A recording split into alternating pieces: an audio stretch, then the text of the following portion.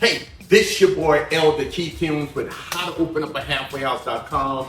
I am coming back to you live again, sharing some transparent information, but mostly I want to talk to you about how to avoid the mistakes of connecting with programs that will literally have you wearing orange, okay?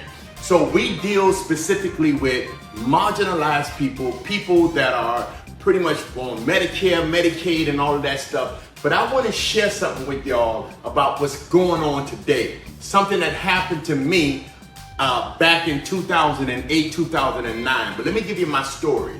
First of all, when I got into this business, for those of you that are my mentees, my mentor, y'all know my story because I'm very transparent. I tell y'all everything that needs to be said about me because I want to give you all of me, authentically me, the real me. So when I got into this business, I had absolutely no money. I had no way of literally obtaining properties, but I ended up with a property. The first person that literally helped me to build my program out was a guy that was a part of my team, right? Part of my network. I'm in Narcotics Anonymous, Alcoholics Anonymous. And so this guy was able to fill my house up with mental health and substance abuse clientele. That's my niche. That became my baby, and it's still my baby. I ended up connecting with this person, did not know that the company that he was with was billing Medicare, Medicaid fraudulently. I didn't know, I didn't care, at the end of the day, if I knew, basically, it would have been a problem. But I didn't understand the business, I didn't know anything. I'm just housing people, that's all I'm doing. And so, fast forward, I ended up with, a great opportunity to build my program and implement some things that I had in my mind and what I wanted to teach people how to do and how I was able to overcome because I did 23 years in prison, in and out of, on drugs and alcohol, in and out of treatment programs. So when I got my life together, I started teaching people those same strategies on how they can get their life together.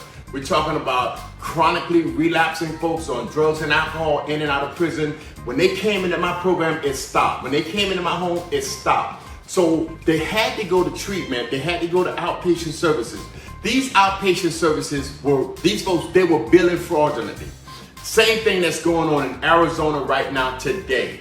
Arizona has just cracked down on fraudulent activity with sober living homes and group homes out there. Okay, so I want to show you exactly, number one, how to avoid all of that by being transparent with my story. Yes, they came and picked me up. They told me that I got arrested, they arrested me for conspiracy to commit Medicare fraud. Now, I didn't know what that meant, number one, because the people that came through my doors, I didn't have to pay them. I didn't go out and recruit them from the streets. It wasn't none of that. People literally called me and said that they want to get help. I would bring people into my program and they would get the help that they needed while they was with me. What them people was doing, I had no idea, didn't even care, okay? But when it came down to being arrested, because I was the biggest thing in South Florida, 248 beds to be exact, in 3 states now, I was the first one got arrested, okay? Now, I'm gonna tell you, I want y'all to watch the video of Arizona, and then I'm gonna come back and explain the rest, okay? Watch this video and how to avoid things. Watch it. A target acquired. They asked us specifically if our friends are natives. Sometimes recruited by their own blood. She turns around and tells me, you should go to Phoenix. She tells you to go? She told me to go. I told her, no, I'm not going. A pitch to get off the streets. They just tell us that if we want to get off the drugs, and they said that they have a house over there for us to stay in. But there's a catch. Did they have you sign up for insurance? I wouldn't sign. Oh, all right, good for I you. wouldn't sign. And then did they have you sign up for food stamps? They tried to get me to go to the food stamp office, and I was like, you know what?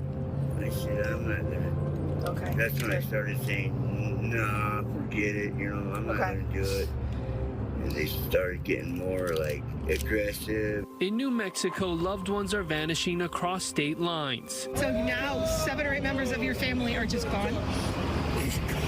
Ending up in Arizona, Christine Barber is an advocate who works with women on the streets of Albuquerque. She says a third of the women she helps are Native Americans, and she's seen vans approach them routinely. They'll offer motel rooms. They'll offer brand new clothing. They'll offer their own place to live.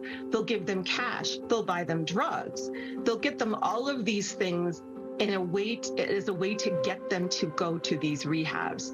Once recruiters for fraudulent sober living homes or group homes convince someone to come to the Phoenix area, the next move is to sign them up for the American Indian Health Program through Access, Arizona's Medicaid agency. The FBI says scammers bill the state for therapy services that are not actually provided. And now that so many Native people are gone from our streets, having been taken to these rehabs, it has become almost a crisis here. Basically, it's a crisis. I sat down with Ruben Gallegos. Justin, what you laid out, I'm curious, does some of this feed into the homeless population? Yeah, definitely. This is feeding into the homelessness crisis. I mean, just today, an announcement from Arizona's Department of Housing to award $20 million to cities and specifically Coconino County in Arizona. And one of those officials cited the closures of sober living homes and behavioral health facilities displacing people who are affected. So help is definitely needed to get more shelter for these people. All right, see what I'm saying? People are so competitive in this industry. When you got a market that's so saturated, people will literally go out and do all kind of unscrupulous stuff. You do not have to do it. The main point that I'm trying to make to y'all is to teach you how to avoid those traps. Don't be afraid. You can do it. The state, private insurance, public family members, they're looking for ethical programs. And I operate ethically in my training and in my whole approach to life. I may not be the perfect person. I had a shady past. Who didn't? Everybody have sinned and fallen short of the glory of God. But for me, today, after all the people that I have coached and trained and got a couple of people to that $1 million status, I'm the guy to teach you exactly how to avoid wearing orange. Okay? That's my story. I'm Elder Keith Films. I'm sticking with it. But sign up now. Get your opportunity to join us right now. Come on in. It's a great way to improve your community, build wealth, let it be a sustainable real estate model, and transform these brothers and sisters' lives. It ain't about whether or not you like them. It ain't about any of that. If you got anything in your heart about helping somebody, and you got passion, about giving back, this is your opportunity to get in now. Okay? Doors are literally closing. Number one, I don't want to saturate the market by bringing too many people in. So if you're ready and you're ready to make this step, just call me, go to my website, www.openupahalfwayhouse.com, www.openupahalfwayhouse.com. The number, the website, and everything is on the screen. Act now. The door is literally closing. Okay? Got real estate opportunities for you. Got opportunities for you to get funding. So don't waste your time. Get in now. Again, I'm Elder Keith Films. Thank you so much for supporting the vision, and watch God do the provision side. All right? Amen. Talk to you soon. Bye.